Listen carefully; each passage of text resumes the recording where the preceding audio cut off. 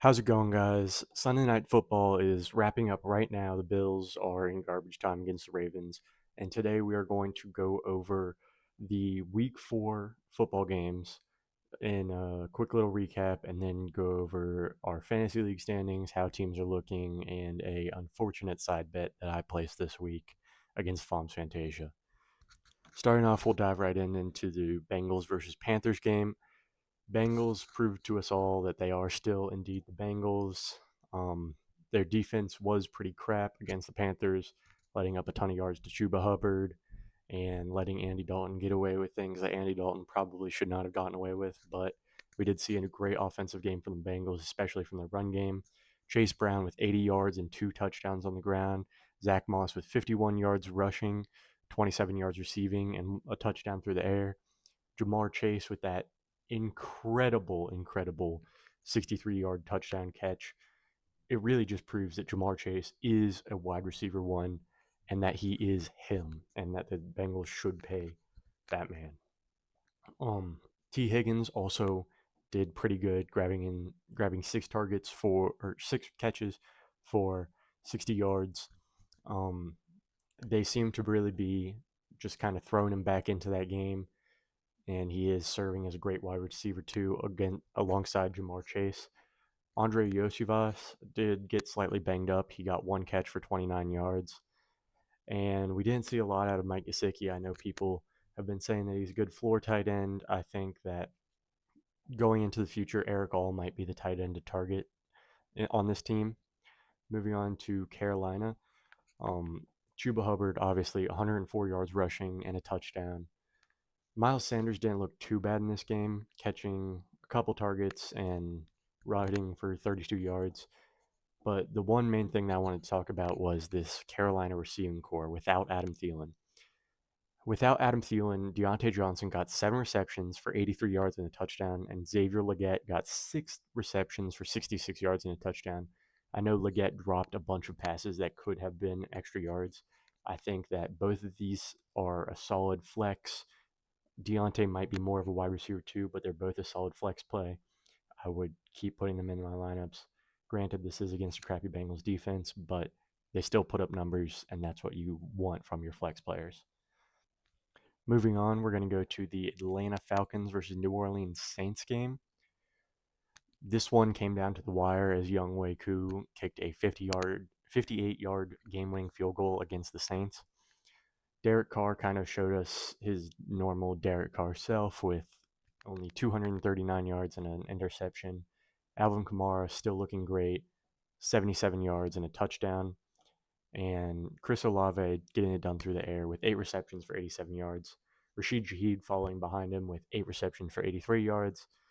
I thought that Rashid Shaheed would have a big game, and he really did. Kamara putting up amazing numbers as always, 7 catches for 42 yards. The main thing that I want to highlight on the Saints side of this game is Taysom Hill getting 6 carries for 24 yards and 2 touchdowns. I think that Taysom Hill could be a very good tight end option. I think that we won't see this kind of usage from him in the upcoming weeks, but I think that there's always that upside that he could pass for a touchdown or rush for a touchdown. And I think that no matter what, Taysom Hill should be in your tight end spot. Speaking of tight ends, Kyle Pitts, 0 receptions, 0 yards. It was a shit show for Kyle Pitts, honestly. Um, Drake London, 6 catches for 64 yards, and Darnell Mooney, 3 catches for 56 yards. Kirk Cousins has been looking pretty good. Not great, but pretty good. About the same stat line as Derek Carr, 238 yards and 1 interception. But compared to what he looked like in week 1, this is kind of what we're going to expect from Kirk Cousins. Around 230 yards, up to 2 touchdowns, and up to a pick or two per game. Pretty solid, but not astounding. Tyler Algier actually got more snaps and he got more carries and more yards than Bijan Robinson in this game, going for 60 yards on 8 attempts. Robinson obviously getting a little bit more pass work with 4 catches for 46 yards. And the big thing in this game was that Troy Anderson pick six against Derek Carr. This Atlanta team kind of looks legit.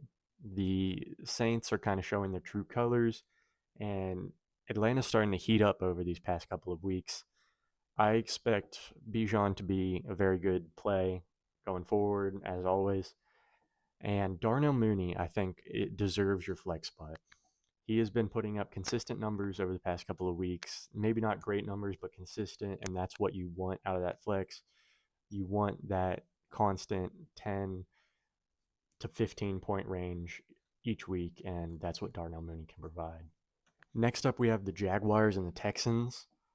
Um, one of Trevor Lawrence's better games, not his greatest game that we've seen out of him, but 169 yards and 2 touchdowns is nothing to write home about.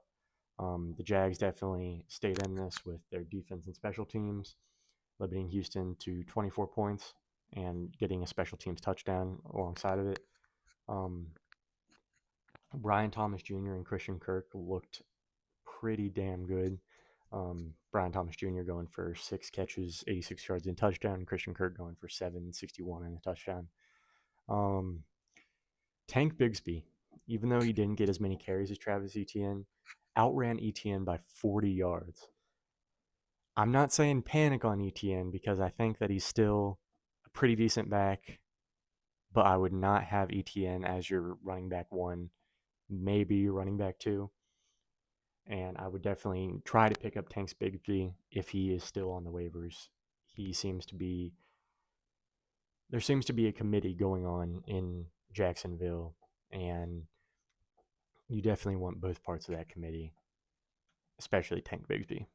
Moving on to the Texans side of things, C.J. Stroud, 345 yards and 2 touchdowns.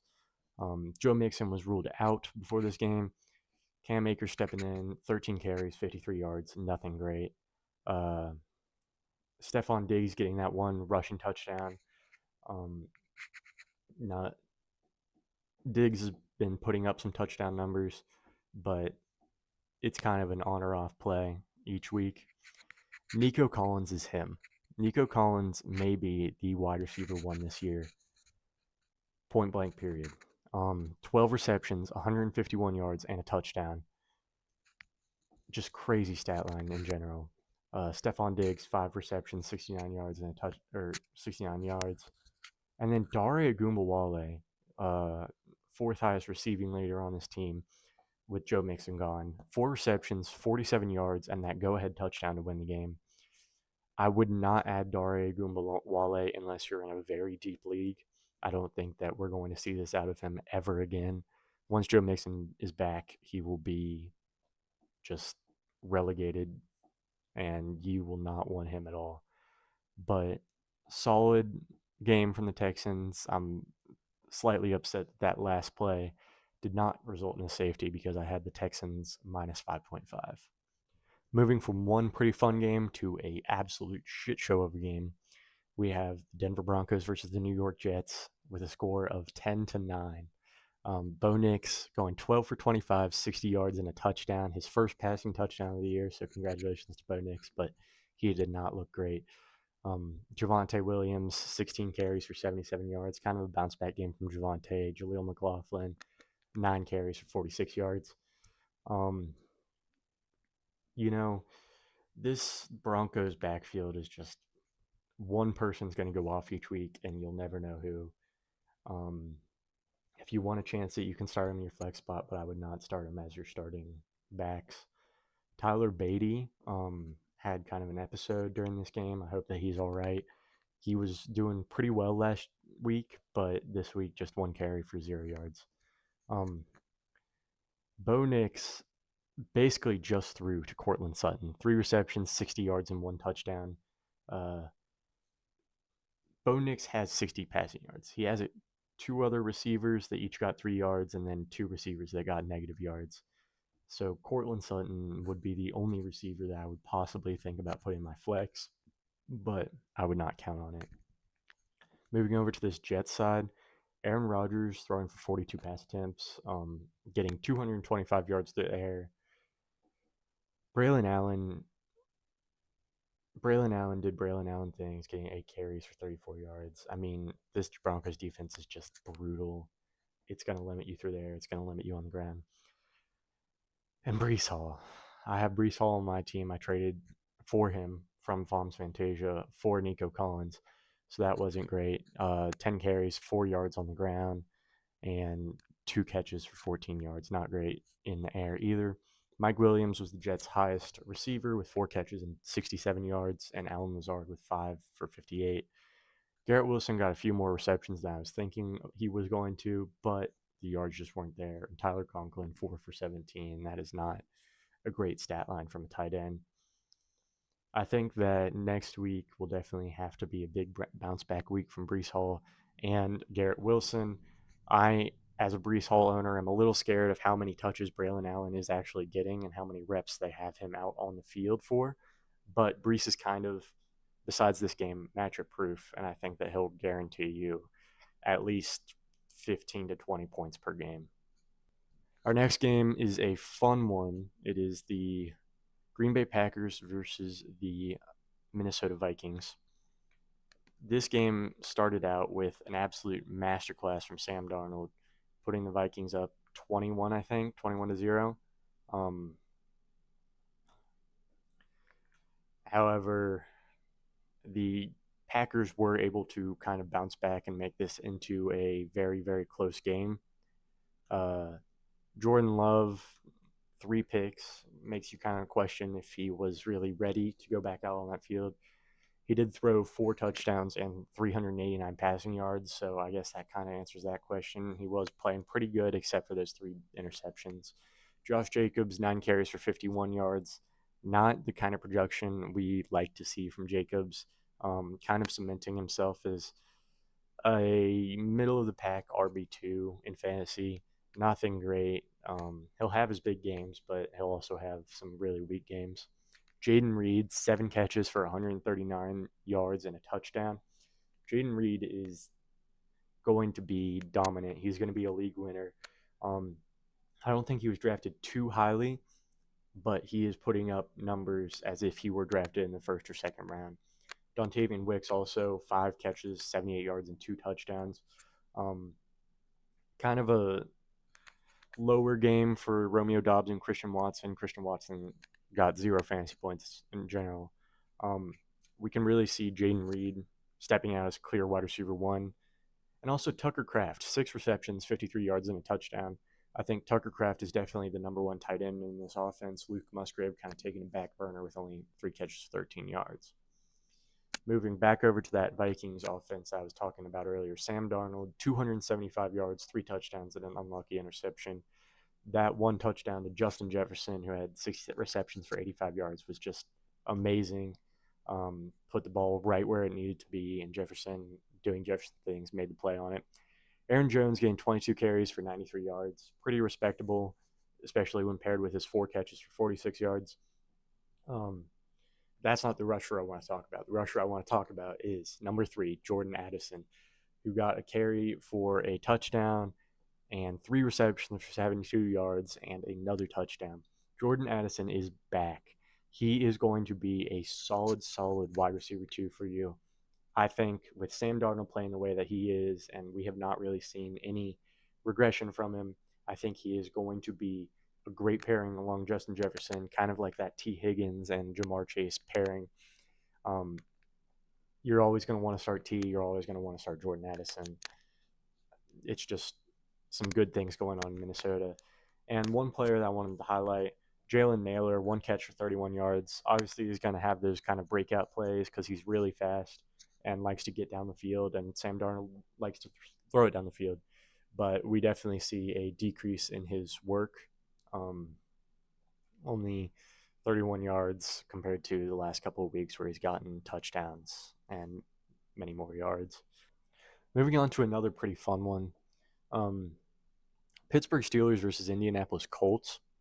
Justin Fields is continuing to prove that he is an QB1. He is a QB1 in fantasy. 312 passing yards and a touchdown. Also 55 rushing yards and 2 rushing touchdowns. He did have that one unfortunate fumble, which kind of looked pretty funny.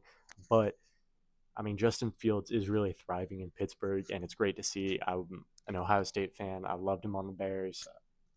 Even though the Steelers are a divisional rival, I still love watching him play because I think he's really dynamic.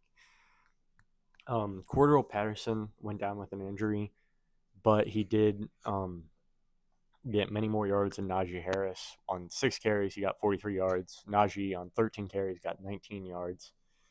Najee's kind of a cone. He kind of sucks, and I do not want him on my team whatsoever. George Pickens putting up amazing numbers, 7 catches, 113 yards.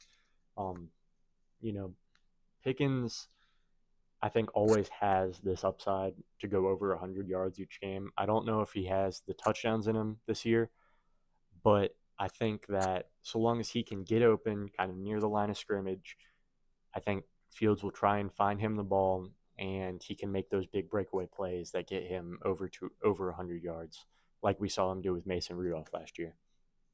Pat Fryermuth, 5 catches for 57 yards and a touchdown.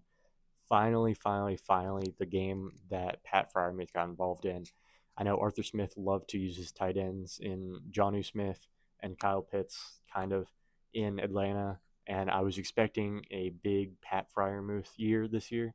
He finally is kind of showing us glimpses of that, and I hope to see him continue this into further games. And then moving on to the Colts side, obviously Anthony Richardson went down in that first quarter with a hip injury.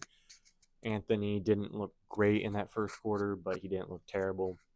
Joe Flacco stepping in, going for 168 yards and 2 touchdowns. I'm a bit more optimistic about these Indianapolis wide receivers with Joe Flacco in. I don't think Anthony Richardson really had that accuracy. And I know Joe Flacco is not one for accuracy, really, but I think that he'll want to sling the ball a lot more, and he won't want to tuck it in and rush it as much. Jonathan Taylor obviously getting 21 carries, 88 yards, and a touchdown, putting up Jonathan Taylor numbers. I think that they're going to rely on him a lot. I saw that he was questionable. I didn't really look too much into the injury, but they're going to rely on him a lot in the run game. Michael Pittman Jr. finally got in his first good game, 6 receptions, 113 yards. And then Josh Downs also having a great game, 8 receptions, 82 yards, and a touchdown. I'm really excited for these two. Again, I think that Joe Flacco will want to take those deeper shots that Josh Downs and Michael Pittman Jr. are kind of good at. And I could see Shane Steichen really playing Joe Flacco as a Gardner Minshew substitute, where Pittman and Downs get a lot of the work over these upcoming weeks with Richardson out. Our penultimate game was the Rams at the Bears. I didn't get to watch much of this game. I did see some highlights of DeAndre Swift and Roschon Johnson, but we'll talk about the Bears in a second. I want to highlight on the Rams first. Matthew Stafford going for 224 yards and an interception.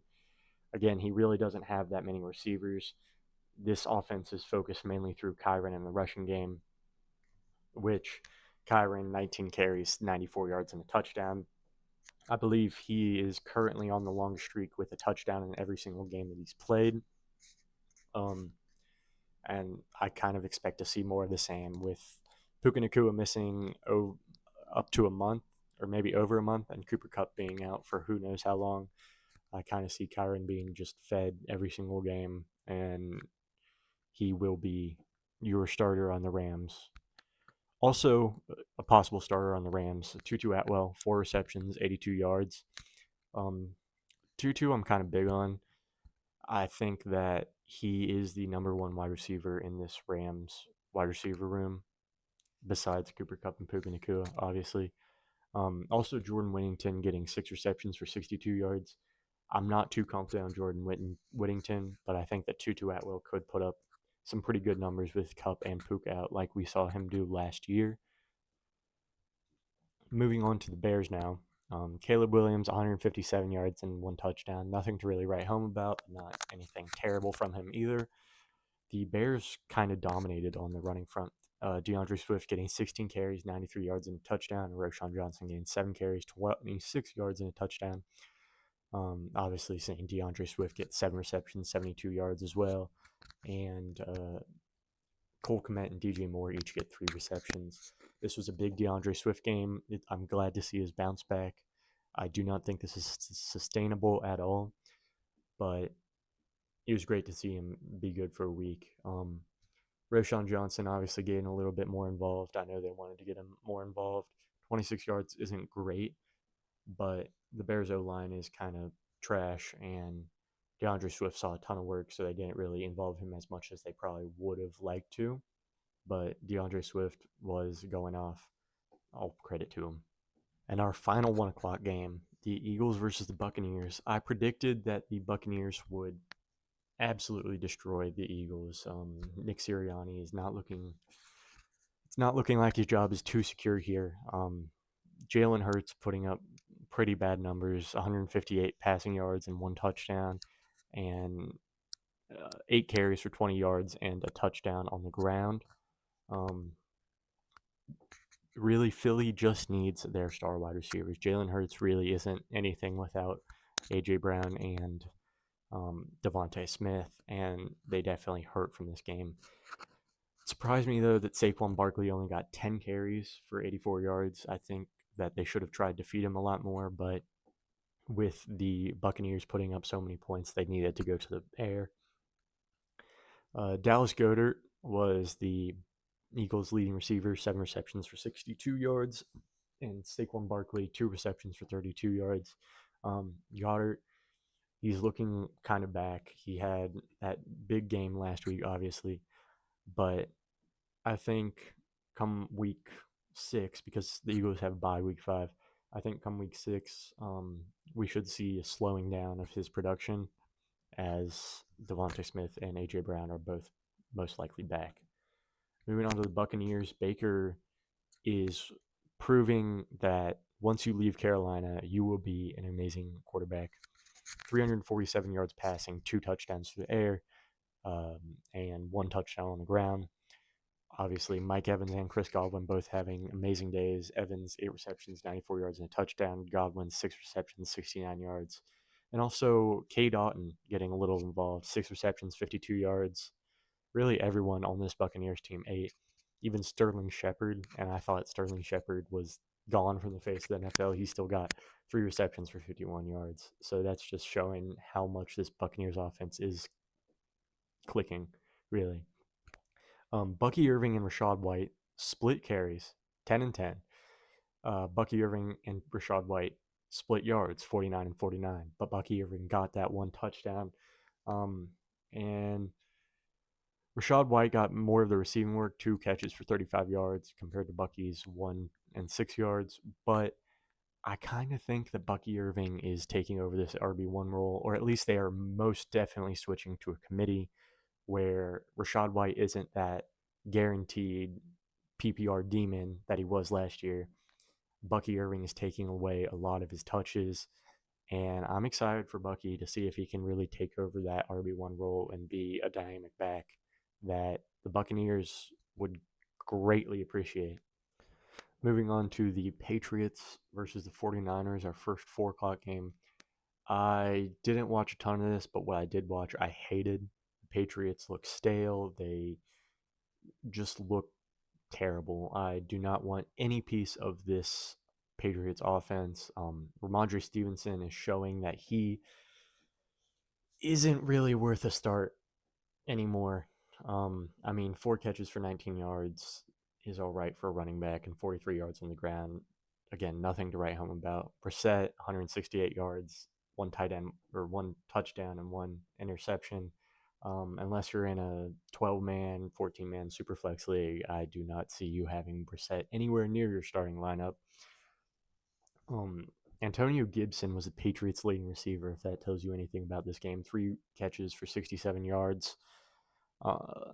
Really a lackluster game in the receiving core for this Patriots team. 49ers kind of swallowed him up on defense. And, that Fred Warner pick 6 was incredible. Talking more about the 49ers offense, though. Brock Purdy, 288 yards, 1 touchdown, 1 interception. Pretty standard out of Brock. I wouldn't expect much more, much less. I think maybe another passing touchdown he averages, but pretty good numbers. Nothing you wouldn't complain about. The rushing game, Jordan Mason, 24 carries, which is crazy. 123 yards and a touchdown. It has me wondering, especially with the news that CMC is going to be back in late October / early November. It has me wondering what CMC's role will look like when he's back. Will it just go back to CMC being the bell cow, or will Jordan Mason have more of a role? And this could get closer to like a 75-25 split instead of like a 90-10 split. Deebo Samuel being back, that's always good to see. 2 carries for 14 yards and 3 receptions for 58 yards. Juwan Jennings being the 49ers leading receiver. I didn't really see this. I thought the Patriots were kind of going to try and cover him a little bit more after last week, but 3 catches for 88 yards is very good. Brandon Ayuk is, again, disappointing. 2 catches, 48 yards. He, as soon as he got paid, he just said, it's time to clock out. I'm not playing again. I got my money. Screw you guys. It's just unfortunate where Brandon Ayuk has gone. George Kittle catching 4 passes for 45 yards and a touchdown. I kind of thought that George Kittle would pop off, and he did in fantasy. Obviously, Kittle, great at both catching and blocking. He did great blocking for Jordan Mason to get that 122 yards and through the air, 45 yards and a touchdown. Put up a solid 12-ish fantasy points. I mean, the Niners just dominated this game, and it was really ugly to watch from start to finish. Moving on to the game I was second most excited to watch today, the Commanders versus the Cardinals. Obviously, you have 2 dynamic quarterbacks in Kyler Murray and Jaden Daniels going head-to-head, and 2 crappy defenses in the Commanders and the Cardinals going head-to-head. On the Commanders side, Jaden Daniels played a damn good game besides that 1 interception, which he just overthrew Terry McLaurin a little bit, which allowed the defender to come in and take that pick off of McLaurin. But 26 for 30, 233 yards, a touchdown, and then that interception. I believe he has the highest passing completion percentage among either all players or all rookies within the first 4 weeks of the season in NFL history at about like 80%, I think. Obviously, Brian Robinson breaking 100 yards, getting a touchdown, absolutely destroyed that Cardinals defense. After the first half, I was kind of expecting them to get more work, but they kind of pulled their starters at the end and played mainly the backups. Jeremy McNichols, an interesting one, 8 carries, 68 yards, and 2 touchdowns. I think McNichols could be a somewhat decent flex start for you. While Eckler is still hurt, once Eckler comes back, McNichols will be irrelevant. But he's kind of shown to be that kind of Brian Robinson Jr., where he comes in, he bruises that defense, and he just pushes the pile forward.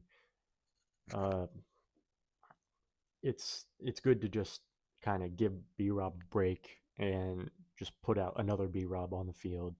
Jaden Daniels rushing for 47 yards and a touchdown. Obviously, another great game on the ground for him. I think he put up 24 total fantasy points, including 6 passes to Olamide Zaccheaus for 85 yards. A lot of those were kind of checkdowns, and then Zaccheaus took off with them. A lot of yards after catch for Zaccheaus, but I mean, he was finding the holes in that Arizona defense, as well as 7 passes for 52 yards and a touchdown to Terry McLaurin. I am loving the connection between McLaurin and Daniels now. I think they're finally picking up their momentum. They're building that bond between wide receiver and quarterback, and I just love to see it. Moving on to the Cardinals, I was very disappointed. I had Cardinals minus 3.5 as one of my Sunday football bets, and that was nowhere near hitting. Kyler Murray passed for 142 yards and a touchdown. He didn't look great, but I'm going to put most of that blame on the offensive line. I believe they allowed like 5 quarterback pressures, and 3 or 4 sacks to Kyler. He just didn't have time to get the ball out, and he was scrambling all over the place except down the field. And they would just get to him before he could find an open man downfield. James Conner tore up this Washington run defense, 18 carries, 104 yards, and a touchdown. Obviously, we saw Trey Benson and Amari DeMarcado get in there at the end when they're playing their backups. Um, you know, Marvin Harrison Jr. didn't put up amazing numbers, but put up pretty decent numbers. 5 catches, 45 yards, and a touchdown. Greg Dortch, I predicted that Michael Wilson would go off. Greg Dortch had the same amount of yards as Michael Wilson, just one more catch. Michael Wilson had a bunch of drops that I saw. I was really expecting him to go off this week against a crappy Washington secondary. I thought with Trey McBride out, he would be kind of the guy that stepped in that slot role, which he did not do. That was more of a Greg Dortch kind of role. But all in all, Commanders just destroyed the Cardinals and are now sitting atop the NFC East. It should be a fun team to watch for the rest of this season, though. Another pretty terrible, low-scoring game that I didn't watch that much. The Chiefs versus the Chargers. The Chiefs obviously going to 4-0.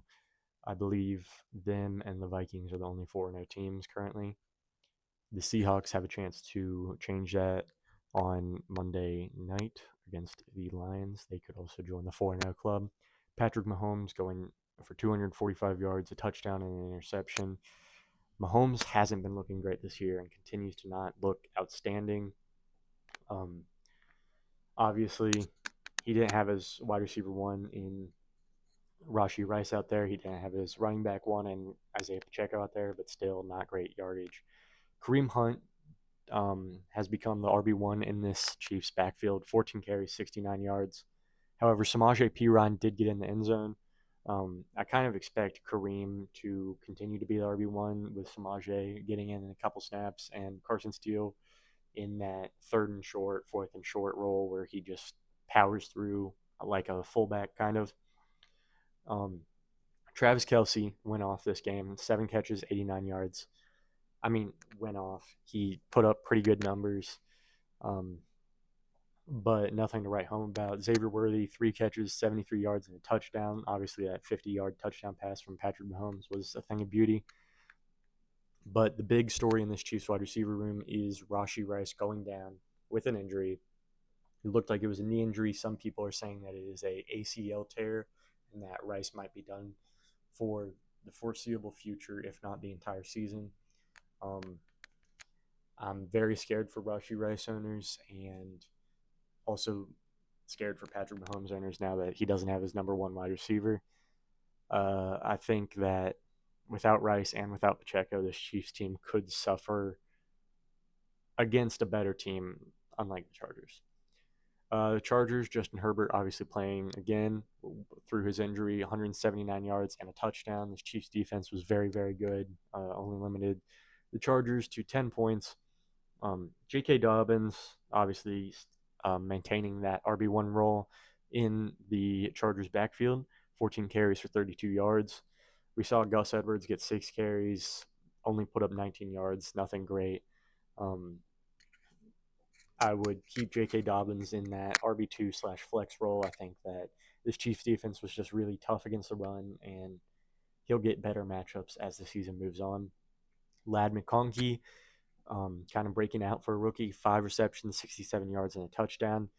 I like that Ladd and Justin Herbert connection, and I think if Justin Herbert goes down with an injury, I like the Ladd and Taylor Heinicke connection. I think that Ladd will be a very good wide receiver come the second half of the season. I think he's still kind of getting into his own, but come the second half of the season, he's going to be very, very good. And Josh Palmer, 3 receptions, 36 yards, not great. J.K. Dobbins, 3 receptions for 30 yards. That's all right for a running back. Quentin Johnston, only 1 catch for 9 yards. We kind of see Quentin Johnston revert back into Quentin Johnston, but I think there's still some upside in him. I just think that the Chiefs are a very, very good defense, and that's the main reason why they won this game. Probably my second least anticipated game was the Browns versus the Raiders. The Browns falling to 1-3. Obviously, as a Bengals fan, I love to see that. We are not the last place in the division yet. We are tied for last, but not last. Deshaun Watson looked pretty terrible. 176 yards, a touchdown, and an interception. Not to mention how many times he got sacked by this Raiders defense. The Raiders defense held up pretty well against the Browns. Jerome Ford going 10 carries, 58 yards. And Deshaun Watson had a decent game on the ground, though. 8 carries, 32 yards. Jerry Jeudy did pretty well this game. 6 catches for 72 yards. It definitely seems like Jeudy might be preferred by Watson over Cooper. I think that Jeudy kind of gets open in that middle of the field range where it's not a long pass, so Deshaun doesn't have to buy time, but it's not a short pass either. He kind of just hangs in that middle length, which I think is good for Deshaun Watson. I don't know if I'd start Jerry Jeudy, but a good game from him nonetheless. Amari Cooper only 4 catches for 35 yards. Definitely not great following his 2 touchdown performance from last week. But this is kind of what we can expect from Deshaun Watson throwing him the ball. Uh, you know, just inconsistency all around. Jerome Ford did catch 7 balls and get 27 receiving yards, which if we continue to see these numbers, I am fine with saying Jerome Ford is a RB2, even if he doesn't have the yards per carry or the yards per reception, really. I think that if he continues to get like 7-ish catches, somewhere from 5 to 7 catches, and about 60 yards rushing, he is a solid RB2 flex option. Moving on to the Raiders, Gardner Minshew, only 130 yards, 0 touchdowns, 0 interceptions. This was a very ugly game from both sides of the ball. Alexander Mattison taking 5 carries for 60 yards compared to Zamir White's 17 for 50. Obviously, they're trying to feed Zamir White as the RB1 in this backfield, but he's kind of a cone. Only 2.9 yards per attempt, which is just terrible from a running back. That's like Najee Harris level of numbers, and I despise having Najee on your team. I despise having Zamir on your team, and I'm sorry if you started him this week. Brock Bowers got a rush, which I found very surprising. It seems like the Raiders were really trying to throw it around. They got some wide receivers in on end arounds for rushing touchdowns. They got Brock Bowers rushing the ball for 12 yards.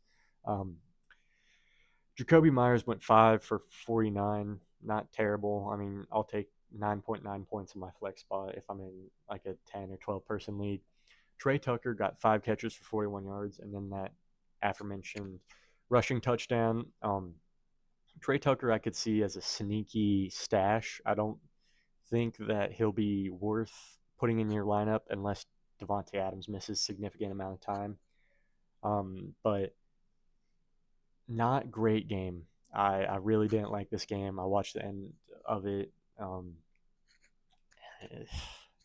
It's just rough out there in Cleveland and out there in Las Vegas. And our final game of the day, Sunday night football game, Baltimore Ravens versus the Buffalo Bills. As I was saying earlier, the game was just wrapping up as I started recording today. Josh Allen going for 180 yards, 0 touchdowns, 0 interceptions. He did have one very nice play to Khalil Shakir, but other than that, this Ravens defense just played locked down. They didn't really allow anything through the air. They didn't really allow anything through the ground. I mean, the Bills were definitely pressured to throw it more than or run it just because of the Ravens constantly putting pressure on them with scoring points. James Cook, 9 carries for 39 yards. And then obviously getting vultured by Ty Johnson, who had 1 carry for 3 yards and a touchdown. Ty Johnson is no one. I will not start Ty Johnson. I will continue to start James Cook even after a lackluster performance.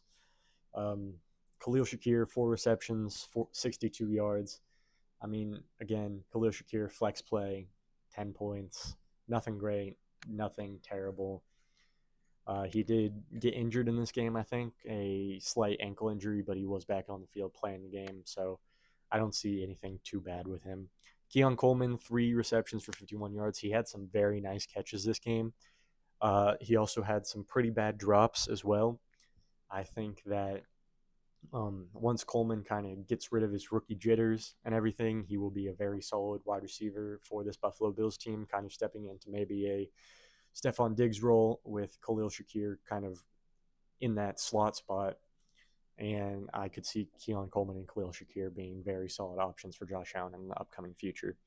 Dalton Kincaid obviously going 5 catches for 47 yards.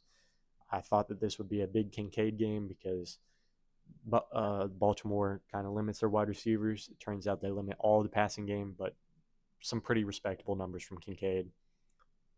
Moving on to the Ravens team, where they employed the play run through a motherfucker's face. They just ran the ball so many times. I mean, Derrick Henry, 24 carries, 199 yards and a touchdown. I know they were trying to get him to 200 yards, but they unfortunately didn't.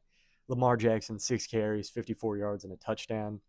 Um, Lamar didn't really have to pass that much this game, only going 156 yards. Justice Hill got 4 carries for 18 yards, so not terrible on the ground for Justice Hill, but through the air, Justice Hill was elite. 6 receptions, 78 yards, and a touchdown. Big, big game for the Baltimore running backs. Isaiah Likely was the second highest receiver, and then Derrick Henry had the second most receptions at 3 for 10 yards.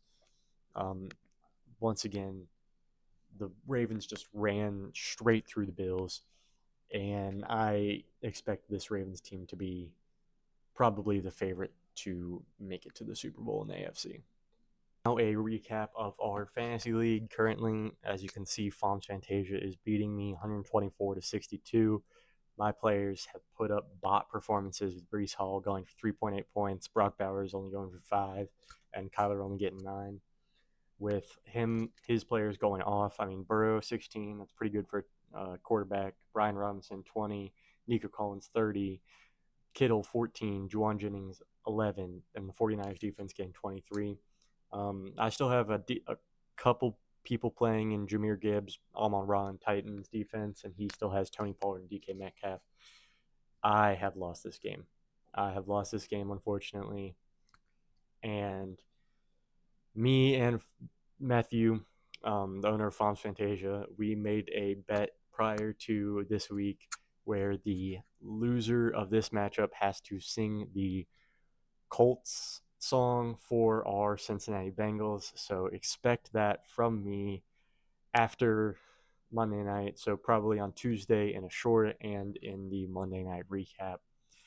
That will be very embarrassing, and I am not looking forward to it. My team, especially Breece Hall, let me down, and it's starting to look like he fleeced me in our trade.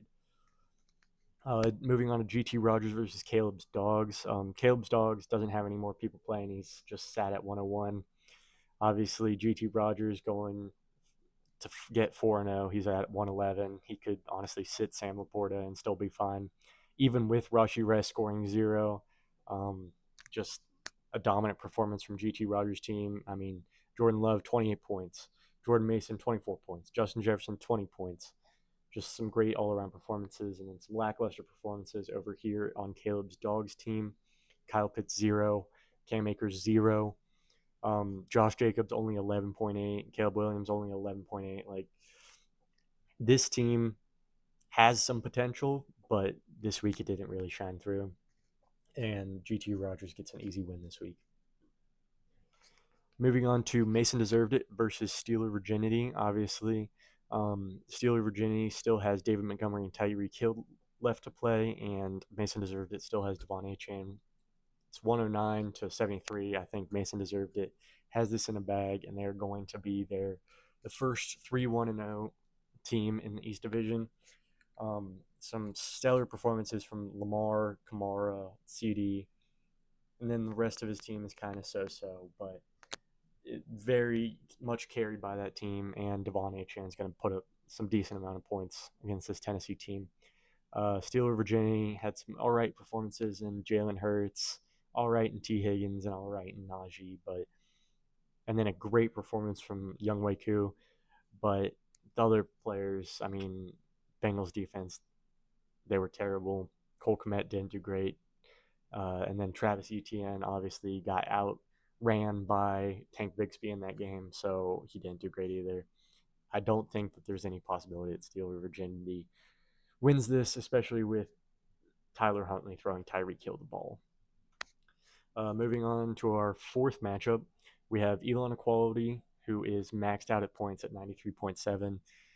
Elon Equality is very much struggling, especially since his first round pick, Christian McCaffrey, is injured, Devontae Adams is injured, and Cooper Kupp is injured. Just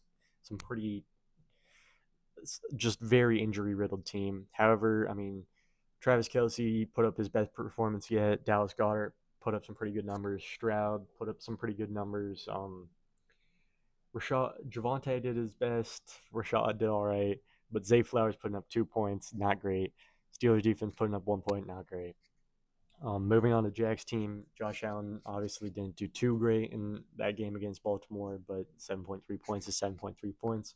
Jonathan Taylor doing pretty good with Anthony Richardson gone. He is the only running option basically in this Indianapolis backfield. J.K. Dobbins didn't do terrible, didn't do great. Stephon Diggs did pretty good on that rushing touchdown and a bunch of passes from C.J. Stroud. Calvin Ridley, we'll see how he does. I don't think he gets negative 35 fantasy points and loses this game. And the big hitter, Derrick Henry, 35.9 points.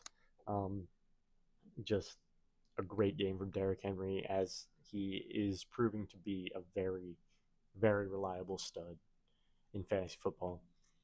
And then our final matchup, Jack McGough versus Deeper. Jack McGough projected 108.4 and Deeper projected 107. I said in the Week 4 preview that this game would come down to Monday night, and it really does. Jack McGough just needs over 5 points from this Lions defense. Everyone else from Deeper and Jack McGough has played. Obviously, Jaden Daniels being great. Marv doing all right against this Washington secondary, and Chris Godwin putting up all right numbers. Malik Neighbors did great on Thursday. We already went over that. And Deeper, Bijan, all right. Aaron Jones put up some pretty good numbers this week. Deontay Johnson put up some really good numbers this week, and James Conner put up some really good numbers this week. Bills defense just got touched, though. I mean, 35-10 is not a great score. But yeah, that is the Week 4 Sunday games recap. And just be sure to tune in on Tuesday for our Monday Night Football recap and seeing me sing the Bengals anthem in a short and in the video. Thanks for watching. If you enjoyed the video, make sure to like and subscribe.